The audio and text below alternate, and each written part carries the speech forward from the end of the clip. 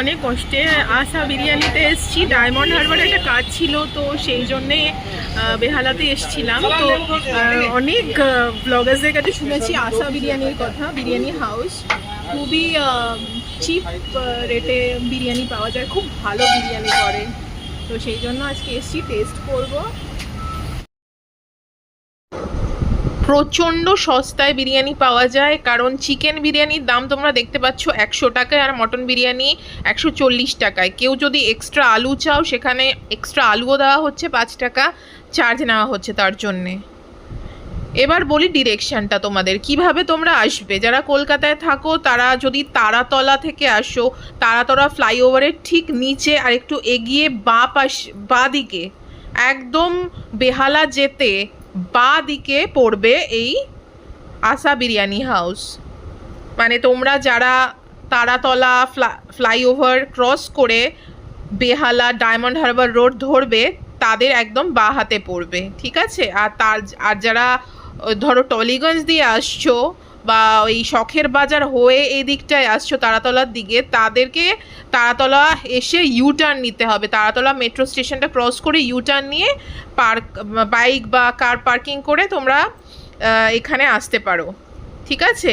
এবার তোমাদের বিরিয়ানির এটার ব্যাপারে বলি। বিরিয়ানির চাল আর মাংসটা দেখতে পাচ্ছ, দেখে তো খুব ভালো লাগছে, মনে হচ্ছে একদম প্রপার সেন্টেড দারুণ বিরিয়ানিটা খেতে হবে। এখানে বেশ ভালো ভালো পিসও দেখা যাচ্ছে।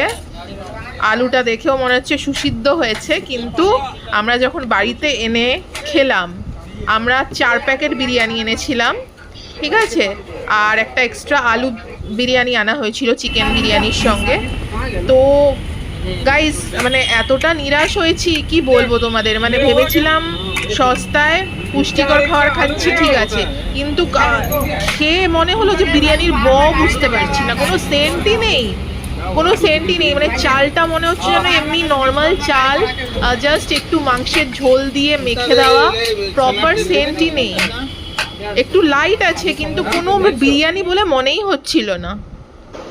একজন বড় ব্লগারের মুখে শুনেছিলাম আসা বিরিয়ানি খুব লাইট আর খেতেও ভালো, কিন্তু আমার কিন্তু খেয়ে একদমই ভালো লাগেনি। তাই একদমই নেগেটিভ ফিডব্যাক তোমাদের জন্য। কেউ যদি খেতে চাও, একবার টেস্ট করে দেখতে পারো, কারণ সব ধরনের বিরিয়ানি ট্রাই করা উচিত একবার এক্সপিরিয়েন্সের জন্য। তো ট্রাই করতে পারো, তবে বলবো অতীব জঘন্য বিরিয়ানিটা লেগেছে। আলুটার মধ্যে আলুর কোনো মানে সেই ব্যাপারটাই নেই, যে আলু বিরিয়ানির আলুর জন্য যে আমরা মারামারি করি, একটু দে, হাফ দে না আমাকে আলু, এরকম করে বলি তো একে অপরকে, কিন্তু সেই ব্যাপারটাই নেই, আলুটা পর্যন্ত ফেলা গেছে। আর সঙ্গে বলে দিই, আমরা চিকেন চাপও নিয়েছিলাম, 4 পিস চিকেন চাপ নিয়ে গেছিলাম।